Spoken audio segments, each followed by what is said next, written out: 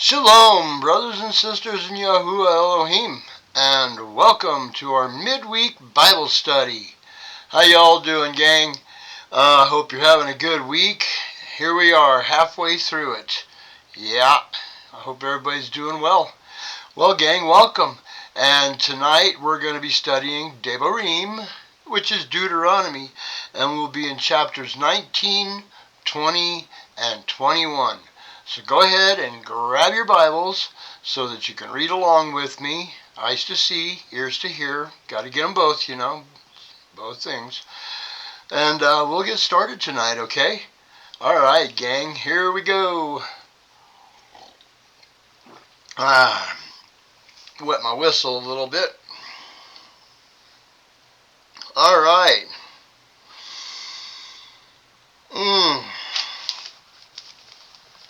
Debarim, chapter 19.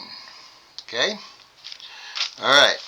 Now before we start in on this, I've got a reference for you right off the bat. So, here, grab your little pen and write in your sidebar that this is in reference to Numbers chapter 35. Okay? So that we know where we're at in our references. Alright, gang, let's get into this. Chapter 19. When Yahuwah your Elohim cuts off the nations whose land Yahuwah your Elohim is giving you, and you dispossess them, and dwell in their cities and in their houses, separate 3 cities for yourself in the midst of your land which Yahuwah your Elohim is giving you to possess. Prepare a way for yourself, and divide into 3 parts the border of your land, which Yahuwah your Elohim is giving you to inherit, that any manslayer shall flee there. Remember when we were talking about the difference between manslayer and murder? Okay, there's a heart condition there. Alright, verse 4. And this matter of the manslayer, who flees there and lives, he who strikes his neighbor unknowingly, not having hated him in times past. Even he who goes to the forest with his neighbor to cut timber, and his hand swings a stroke with the axe to cut down the tree, and the head slips from the handle and strikes his neighbor so that he dies. Let him flee to one of those cities and live, lest the revenger of blood, while his displeasure is hot, pursue the manslayer and overtake him, because the way is long, and shall strike his being, though he was not worthy of death, since he had not hated him before. Therefore I am commanding you, saying, separate 3 cities for yourselves. And if, there's that word, Yahuwah your Elohim enlarges your border, as he swore to your fathers, and has given you the land which he promised to give to your fathers. When you guard all this command to do it, which I am commanding you today, to love Yahuwah your Elohim and to walk in his ways all the days, then you shall add 3 more cities for yourselves besides these 3, so that innocent blood is not shed in the midst of your land, which Yahuwah your Elohim is giving you as an inheritance, or blood guilt shall be upon you. Alright? And we're going to go to Proverbs 6. Okay? So let's turn over to Proverbs.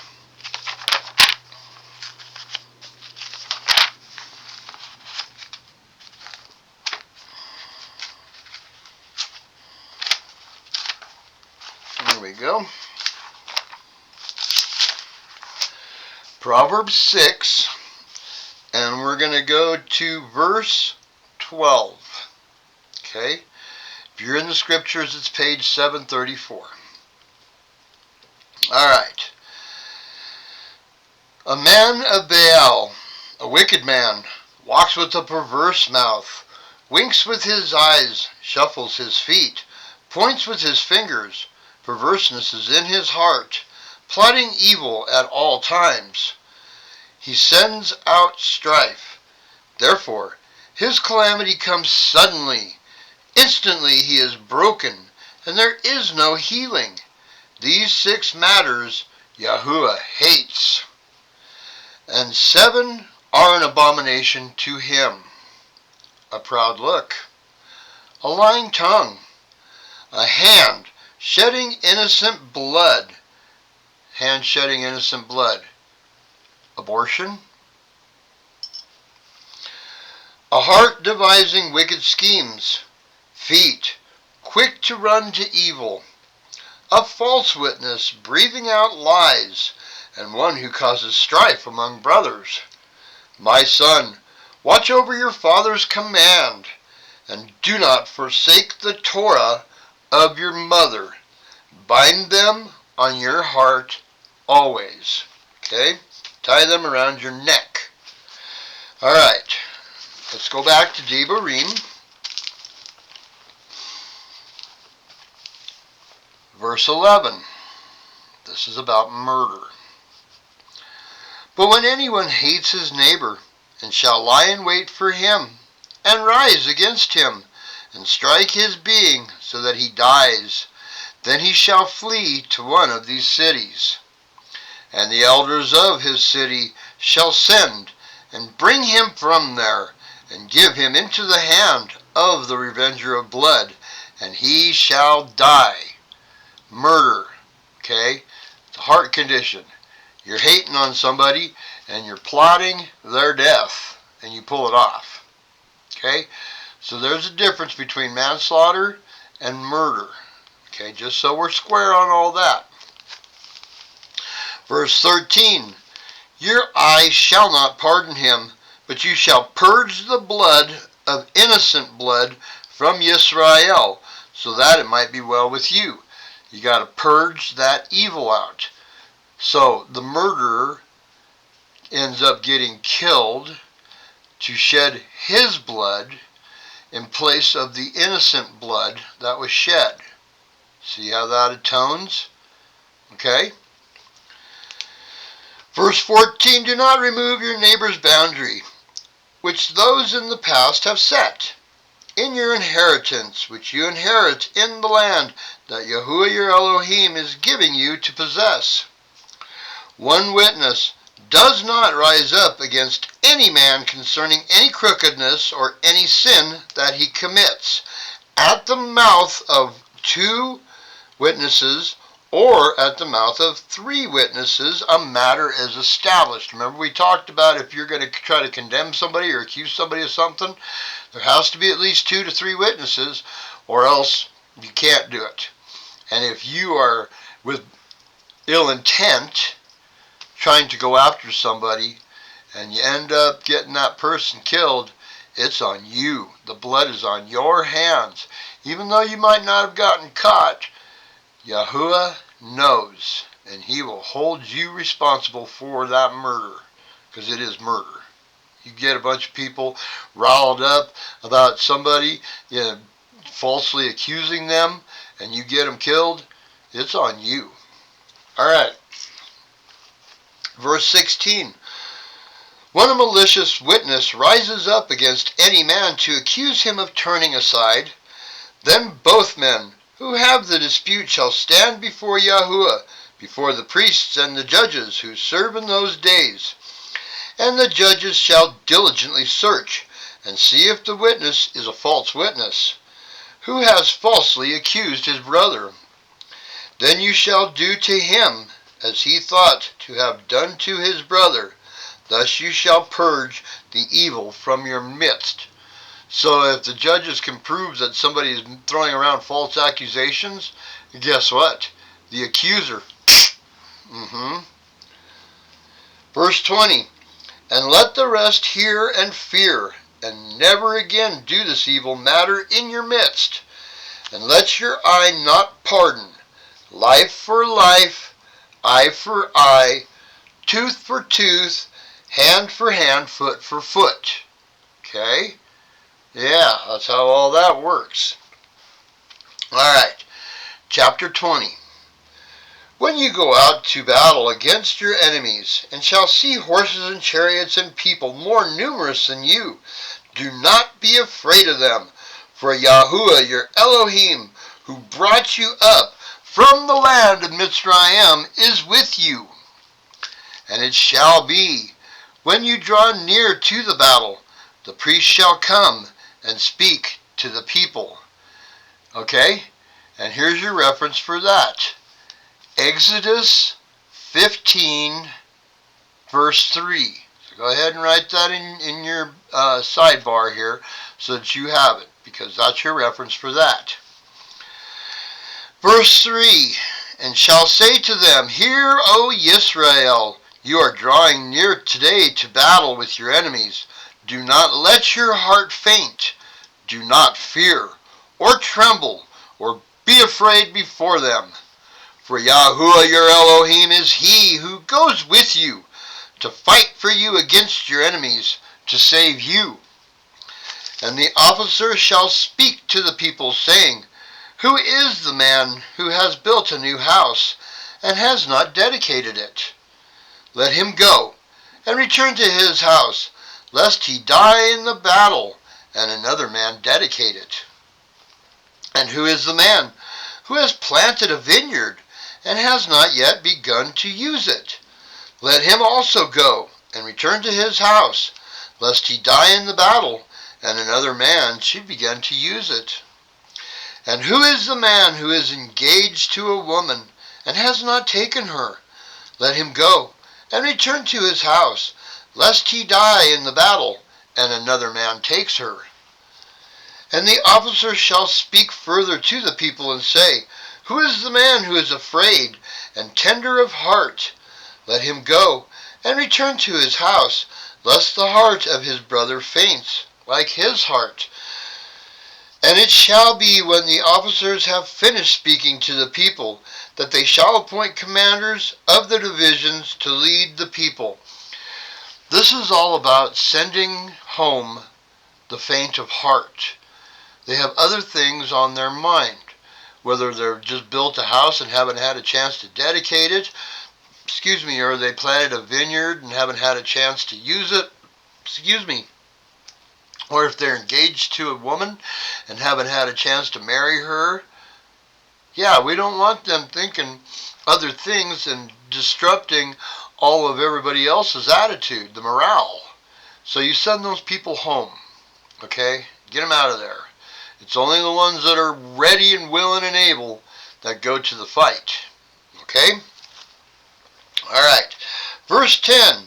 When you draw near to a city to fight against it, then you shall make a call for peace to it. So you call to peace first. And it shall be that if it accepts your call for peace, then and shall open to you, then all the people found in it are to be your compulsory labor and serve you. They automatically, everybody becomes the slaves. Okay? Verse 12, But if it does not make peace with you, and shall fight against you, then you shall besiege it. And Yahuwah your Elohim shall give it into your hands, and you shall strike every male in it with the edge of the sword. Only the women, and the little ones, and the livestock, and all that is in the city, all its spoil, you take as plunder for yourself, and you shall eat the enemy's plunder, which Yahuwah your Elohim gives you. Okay? Do so to all the cities which are very far from you, which are not of the cities of these nations. Okay, so we're pointing out nations that this doesn't apply to. Okay, you can leave the women and the children and the cattle in the cities that are way far away from you. But these ones here, these cities here, you don't do. Okay, you got to destroy everything. Okay, let's do verse 15 again. Do so to all the cities which are very far from you, which are not of the cities of these nations. Verse 16. Only of these cities, of these peoples, which Yahuwah your Elohim gives you as an inheritance, you do not keep alive any that breathe. Nobody. But you shall certainly put them under the ban. Kill them all. The Hittite, and the Amorite, and the Canaanite, and the Perizzite, and the Hivite, and the Jebusite, as Yahuwah your Elohim has commanded you. Those tribes, wipe them out. Get them out of there. You got to cleanse the land, because those are all the crazy heathens, and you don't want them getting involved with your people, because then they'll corrupt all your people too. So out the door with them. Verse 18. Lest they teach you to do according to all their abominations, which they have done for their mighty ones, and you sin against Yahuwah your Elohim. Okay? 1 John chapter 3, verse 4. Okay, let's flip over there.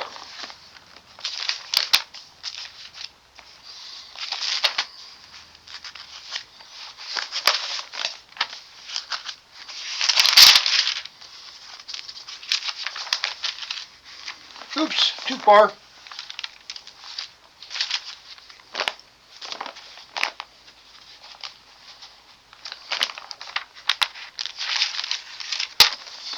Don't tell me that I can get lost.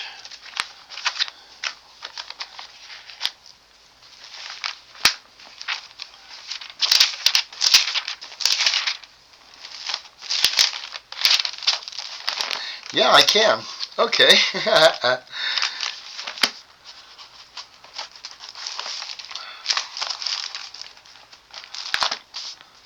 Okay, 1 John.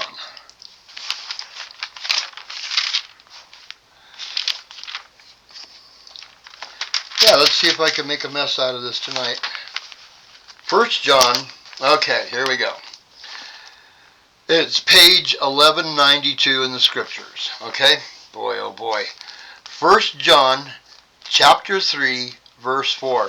I hope that you guys were able to find it before I was, because I was searching there for a minute. Okay, chapter 3, verse 4. Everyone doing sin also does lawlessness, and sin is lawlessness. What is the law? The law is the Torah. So anybody committing sin is going against Torah. These people that we're talking about here in these nations are all going against Torah. Okay? So that just shows you a connection between that and here for our reason to continue to follow Torah. Okay? Lawlessness. Alright. Yeah, that took a while, didn't it? Okay. Let's see here. Verse 19.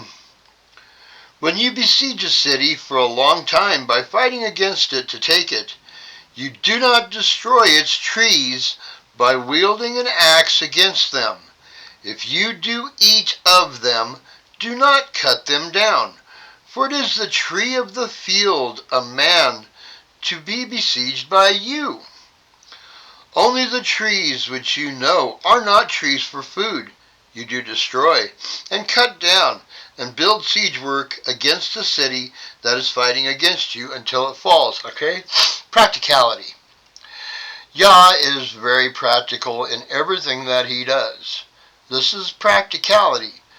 If you're besieging a city, you don't cut down the fruit trees or the nut trees. Those are food. If you need to build siege stuff, then you use the trees that don't produce food. Okay? Very practical. Got to have something to eat. Chapter 21. When anyone is found slain lying in the field, in the land which Yahuwah your Elohim is giving you to possess, and is not known who struck him. You find a dead body out in the field and nobody knows how it got there, and he didn't die of natural causes. Verse 2. Then your elders and your judges shall go out, and they shall measure the distance from the slain man to the cities round about. Figure out which city's the closest. That might be where the perpetrator is. Verse 3, and it shall be that the elders of the city nearest to the slain man shall take a heifer which has not been worked, and which has not pulled with a yoke. Okay, so you got to take a cow that hasn't done any work. So that way it's got plenty of fat on it. It's not all muscly. Verse 4, and the elders of that city shall bring the heifer down to a wadi with flowing water, which is neither plowed nor sown, and they shall break the heifer's neck there in the wadi. Why? To atone for the sin. That is somebody that has been murdered and nobody's sure about who did it. So the people of the closest village take a heifer and take it down into a wadi with running water and break its neck. So that way they are atoning for the blood of the murder, because they don't know who did it. Verse 5, and the priests, the sons of Levi, shall come near, for Yahuwah your Elohim has chosen them to serve him, and to bless in the name of Yahuwah, and by their mouth every strife and every stroke is tried. And let all the elders of that city nearest to the slain man wash their hands over the heifer, whose neck was broken in the wadi. Yeah, okay. Yeah, let's see who is got a weird look on their face while they're washing their hands over that heifer. You might come up with the guy who's guilty just by watching his mannerisms. Yeah, that's just something that I'm thinking about. Something I heard a pastor say. He's a good pastor too, by the way. And they shall answer and say, our hands have not shed this blood, nor have our eyes seen it. O Yahuwah, forgive your people Yisrael, whom you have ransomed, and do not allow innocent blood in the midst of your people Yisrael, and the blood guilt shall be pardoned to them. Okay? Blood guilt.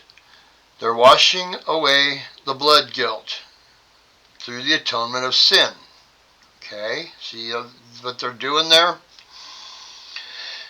Yeah, there again, practical. And maybe you might catch the guy just by happenstance. Verse 9, thus you purge the guilty of innocent blood from your midst, when you do what is right in the eyes of Yahuwah. When you go out to fight against your enemies, and Yahuwah your Elohim shall give them into your hand, and you shall take them captive, and shall see among the captives a woman fair of form, and shall delight in her, and take her for your wife. Okay, so you're out fighting against these people, and all of a sudden you get done fighting, and you go, oh, she's kind of cute. I wonder if she would like to be my wife. Yeah, okay. Verse 12, then you shall bring her home to your house, and she shall shave her head and trim her nails. It's a purification thing. Shave off the old, let it grow back, and cut them daggers down so you can't attack me. Yeah, I'm sure that she has to be agreeable to all this too, okay? So that she's not vengeful and cut your throat in the middle of the night. Verse 13, and put aside the mantle of her captivity, and shall dwell in your house, and mourn her father and mother a month of days. And after that you shall go in to her, and be her husband, and she shall be your wife. This sounds like it's kind of a testing period. Okay, you don't want to jump into anything too fast in case if she is resentful for destroying her city or her village or whatever, and killing all of her people. You want to make sure that you're covered on this, and you give her a chance to lament for leaving her mother and father. Okay, you want to give things a chance to cool down a little bit. And if she's willing, and if she's honest about the whole thing, then after a month, then you can go into your wife. Okay? I think that this is a cooling down period to kind of test the water. Okay? Just my own thought. Verse 14, and it shall be, if you are not pleased with her, or she's crazy, then you shall let her go at her desire. But you do not sell her at all for silver. Do not treat her harshly, since you have humbled her. So if something happens during that time period or shortly thereafter where you decide, this ain't going to work out, then just let her go. Don't try to sell her like a slave. Don't do anything mean to her. Don't beat her. Don't do any of that stuff. Just tell her go home. And it's all good, okay? That's why you got this cooling off period, I think. It's to give things a chance to kind of settle in to see where everybody stands. Don't want to do anything rash, Verse 15, when a man has two wives, one loved and the other unloved, and they have borne him children, both the loved and the unloved, and the firstborn son is of her who is unloved. So, okay, back then they did have multiple wives. So if you figured that you didn't care for one of them a whole bunch, but you loved the other one, the one that's unloved, if she's the mother of your firstborn son, then that son takes precedence because he is still your firstborn son. Nowadays, I think we could probably apply this to people who have been divorced, but back then they had multiple wives. So, here we go, verse 16, and it shall be, on the day he makes his son to inherit his possessions, he is not allowed to treat the son of the beloved wife as the firstborn in the face of the son of the unloved, who is truly the firstborn. So no matter how you feel about his mother, he's still your firstborn son, and he's your inheritor, no matter what, okay? This is practicality. Verse 17, but he is to acknowledge the son of the unloved wife as the firstborn by giving him a double portion of all that he has, for he is the beginning of his strength. The right of the firstborn is his. Practicality. It makes sense. You don't just dump your firstborn son and take on the other one because you love his mother more. No. He is still your firstborn son.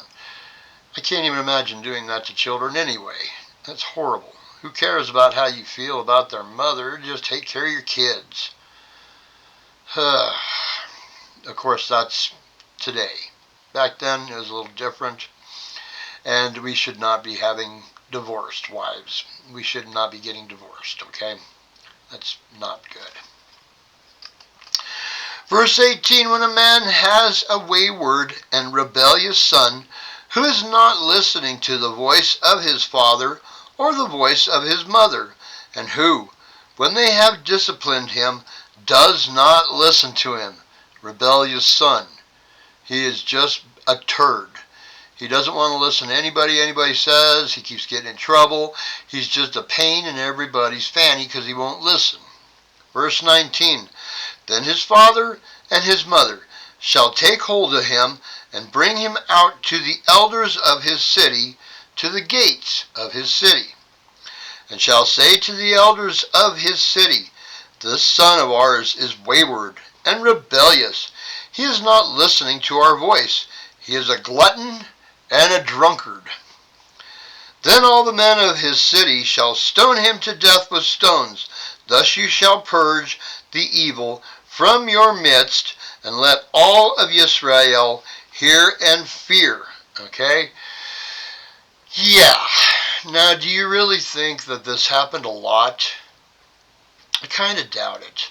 I kind of think that this was a fear tactic, because if it happened one time in these cities are not huge cities. It's not like living in Philadelphia or something. If this happened one time, and all the kids in the city saw it happen, then when they wouldn't listen to their parents, you think their parents could use this as a threat? If you don't knock it up and get yourself straightened out and start listening to me and your mom, we're going to take you to the elders and they'll take care of you. What do you think? Yeah, it could be used as a definite threat to the other kids, but it would have to happen at least one time in the city for everybody to go, oh, you know what I mean? Scare tactic. All right. And when a man has committed a sin worthy of death, then he shall be put to death, and you shall hang him on a tree. Let his body not remain overnight on the tree, for you shall certainly bury him the same day. For he who is hanged is accursed of Elohim, so that you do not defile the land which Yahuwah, your Elohim, is giving you as an inheritance. Okay. From 22 to the end is very reminiscent of the crucifixion. Because the Pharisees, the Sadducees, the scribes, the leaders, they wanted to embarrass Yahusha. Okay? Hanging somebody on a stake was the ultimate embarrassment.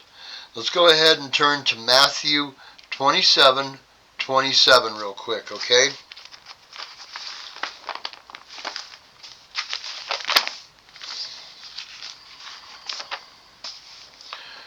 Okay, it's page 954 in the scriptures. Alright, 27:27. Then the soldiers of the governor took Yahusha into the court and gathered the entire company of soldiers around him. And having stripped him, they put a scarlet robe on him, and plaiting a crown of thorns, they put it on his head, and a reed in his right hand. And they kneeled down before him and mocked him, saying, Greetings, sovereign of the Yehudim, the king of the Jews. And spitting on him, they took the reed and struck him on the head. And when they had mocked him, they took the robe off him, then put his own garments on him, and led him away to be impaled. And as they were going out, they found a man of Cyrene, Shimon by name. They compelled him to bear his stake. And when they came to a place called Golgotha, that is to say, the place of the skull, they gave him wine mixed with bile to drink, and after tasting, he would not drink it. Okay, now if you remember in Numbers chapter 6, the Nazirite vow, this kind of points in the direction that Yahusha had taken a Nazirite vow before the crucifixion. Because it's not because the wine was terrible, it's he spit it out because he was probably under the vow of a Nazirite. It's just something to think about. When you get a second, by yourself, go back and read Numbers 6. And then think about it. It kind of makes sense, okay? This is just my pea brain thinking again. This doesn't have, it's not in the scriptures, but it kind of points in that direction that he was under the vow of a Nazirite when that happened. Okay, verse 35. And having impaled him, they divided his garments, casting lots, that it might be filled what was spoken of by the prophet. They divided my garments among them, and for my clothing they cast lots.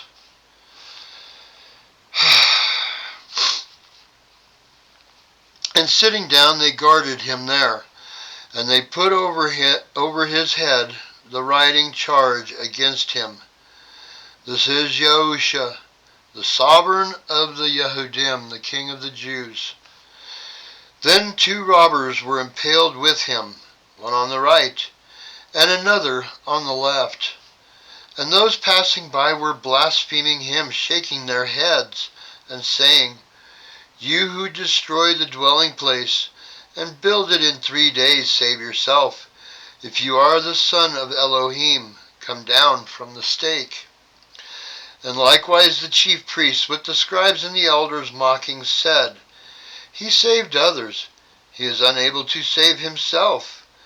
If he is the sovereign of Yisrael, let him now come down from the stake, and we shall believe him. He trusted in Elohim. Let him rescue him now if he desires him. For he said, I am the son of Elohim. And also the robbers who were impaled with him reviled him, saying the same. This talks about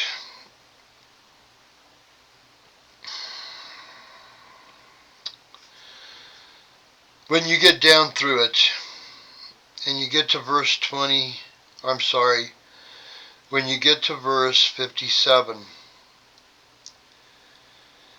it says, And when evening came, there came a rich man from Ramathaim named Joseph, who himself had also become a taught one of Yahusha.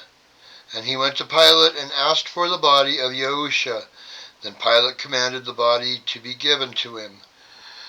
They took Yahusha's body down before the sun set, so as to not have him being on the stairs, on the stake, after the sunset. That's my point. Whew. It's very hard to read. The crucifixion of our Messiah. Okay, gang, and that is the end of chapter 21. Okay.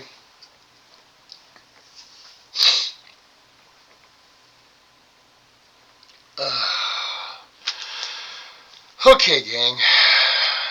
Now, I want to have a talk, okay? This is concerning what happened in Minnesota with the church, with the Baptist church. I want to talk about this for a minute because, in my eyes, this is horrific.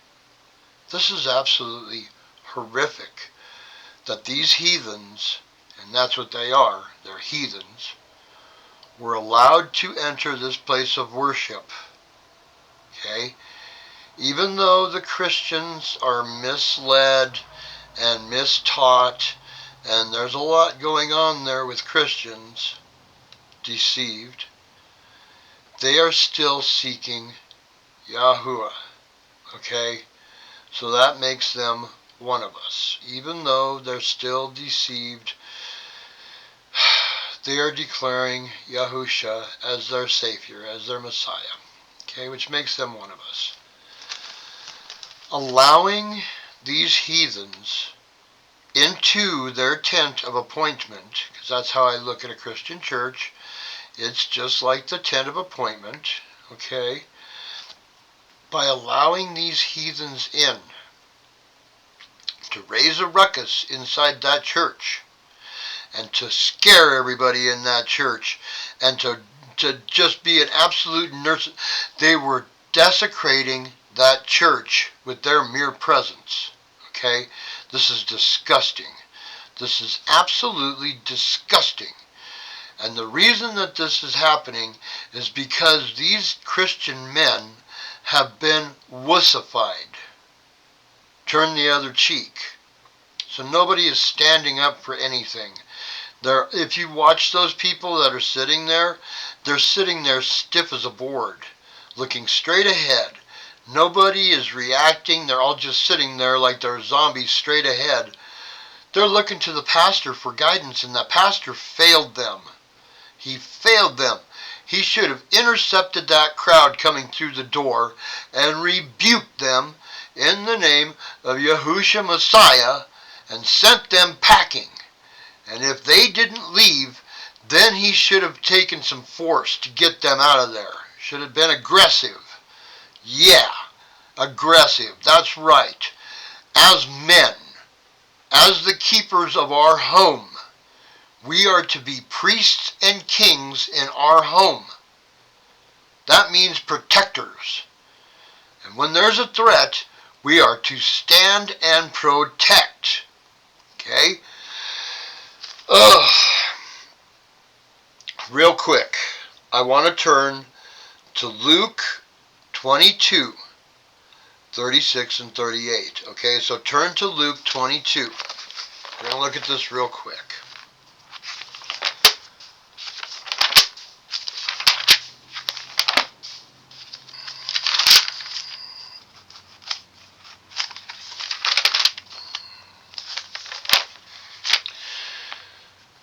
Oh, man. Yeah, Luke 22. Okay. Verse 36 through 38. Go back one. Okay? You there? Verse 36.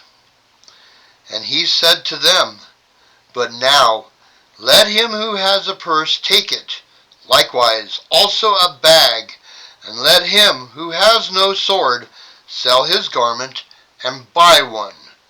For I say to you, that what has been written has yet to be accomplished in me. And he was reckoned with lawless ones, for that which referred to me has an end too. And they said, Master, look, here are 2 swords. And he said to them, That is enough. Okay. So Yahusha is telling them that things are going to get bad. And if they don't have a sword, they better sell their cloak and go buy one. Okay? Now then, there is a reference that I want to go to real quick. This isn't going to take very long. Numbers chapter 25. Okay? This is an example of people desecrating a church. Alright? Alright.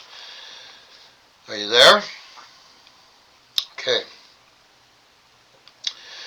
And Yisrael dwelt in Shittim, and the people began to whore with the daughters of Moab.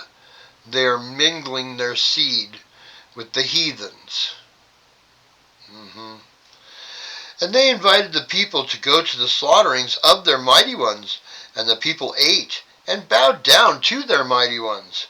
Then Yisrael was joined to Baal Peor, and the displeasure of Yahuwah burned against Yisrael because they were allowing themselves to be corrupted. And Yahuwah said to Moshe, Take all the leaders of the people and hang them up before Yahuwah, before the sun, so that the burning displeasure of Yahuwah turns away from Yisrael. And Moshe said to the judges of Yisrael, Each one of you kill his men who joined to Baal Peor. This is where it gets to desecrating a church, right here. And see, one of the children of Yisrael came and brought to his brothers a Midianite woman before the eyes of Moshe and before the eyes of all the congregation of the children of Yisrael, who were weeping at the door of the tent of appointment. Alright, this guy already knows he's in big trouble for mingling his seed, and they have been ordered to go out and kill all those that have mixed with Baal Peor. Okay, so he's trying to throw himself on the mercy. Verse 7, And when Phinehas, son of Eleazar, son of Aaron the priest, saw it, he rose up from among the congregation and took a spear in his hand, and he went after the man of Israel into the tent and thrust both of them through, the man of Israel and the woman through her belly. Thus the plague among the children of Israel came to a stop. Alright, that's called righteous anger. Okay? They knew that they had screwed up big time, but yet they were going to desecrate the tent of appointment by the mere presence of this heathen woman, and this person was a Levite. The whole thing was a mess. The whole thing was a mess. And by bringing her into the tent of appointment, they were desecrating the tent of appointment. Because if you remember right, the children of Yisrael, the Levites, their job was to guard the tent so that nobody could get near it. So this Levite bringing the Midian woman into the tent of appointment was absolutely an abomination. Okay, absolutely an abomination. And when Phinehas picked up that spear and ran her through along with the Levite, that's righteous anger. And when you read on further in there, Yahuwah gave it over to him as righteousness. Blessed him because of his righteousness. That's righteous anger.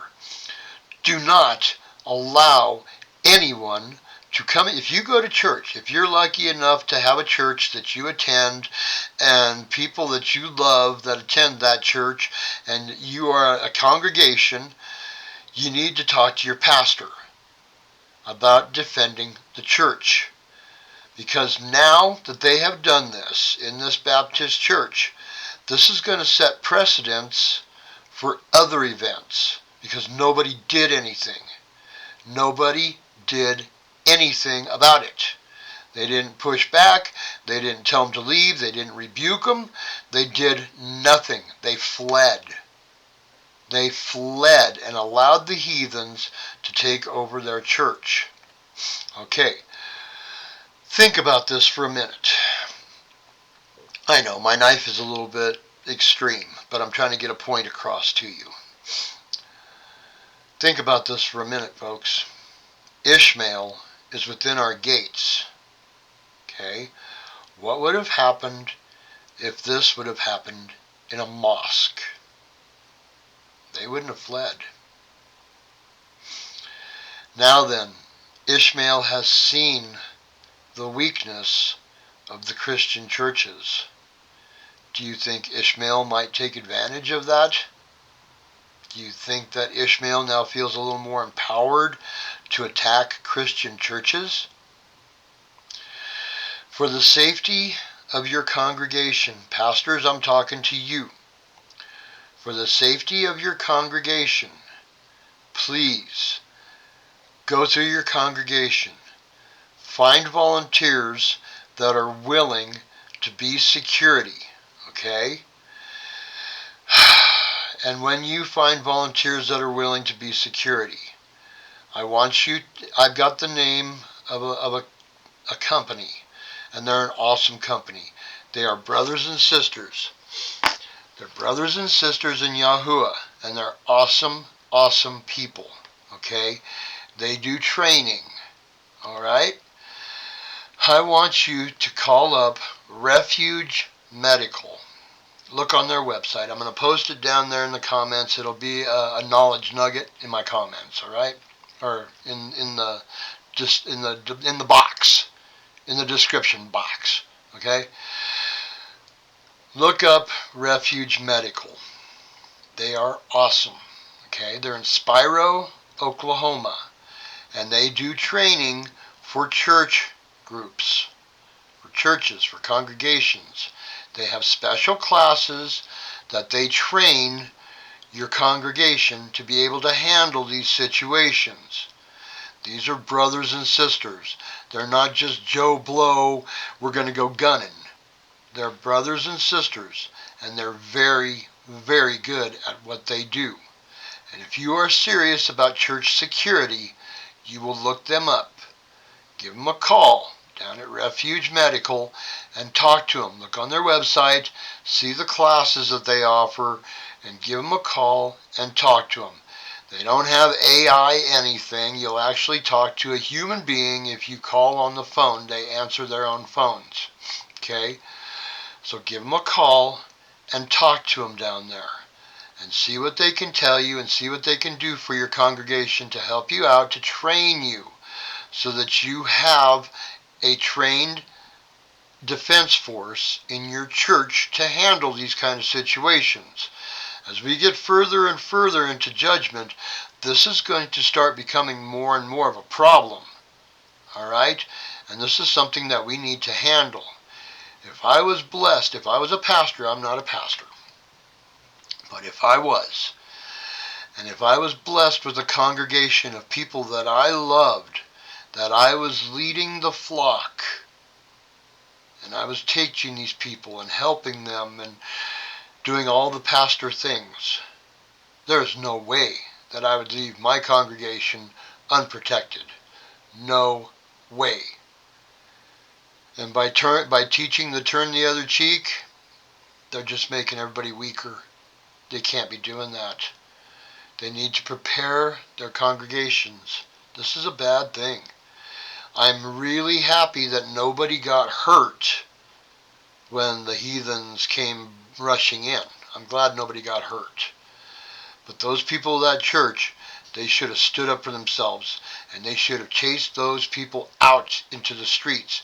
They should have had a perimeter of people out in the parking lot, attendants, helping people to park, helping old people into the church, a guy at the door meeting people. That's the kind of stuff that refuge will teach you. Okay?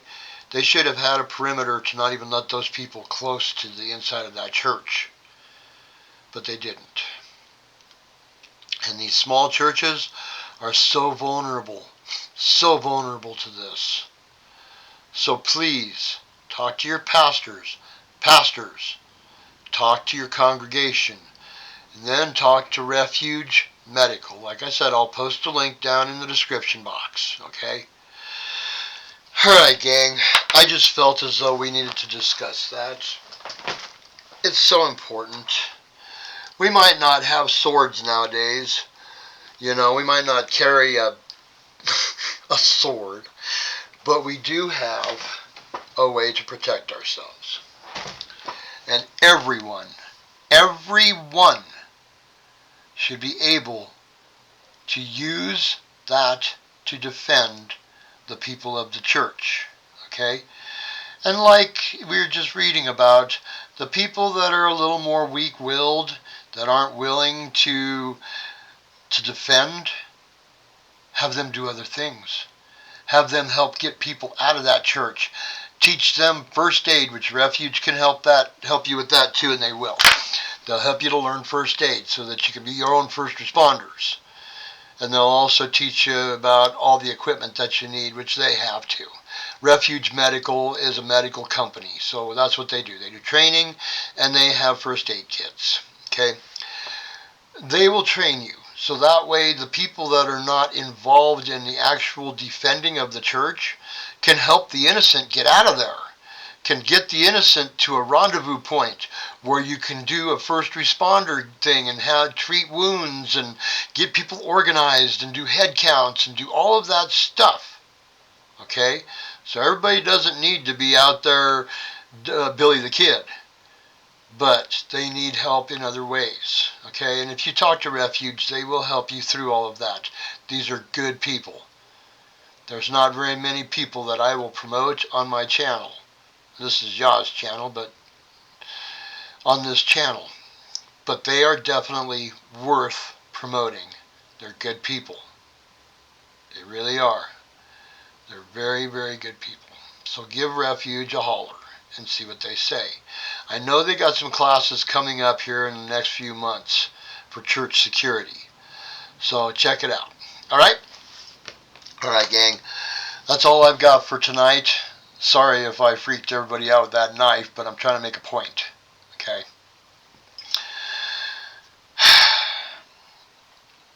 Thanks for joining me. Thanks for coming to the studies. And thanks for keeping up with the studies. I appreciate that. And everybody who's come back to class after the fall away. Thank you. Alright, gang. That's all I've got. Tomorrow night, we will be doing tomorrow night, we'll be doing our next study in the book of Yasher. Okay? We're getting close to the end of Yasher. But it's a really good study. So, anybody willing to join us, you're welcome to. Come on over. Okay? Alright, gang. That's all I've got. Yah bless each and every one of you seeking righteousness and knowledge and wisdom. And we will see you then. Shalom.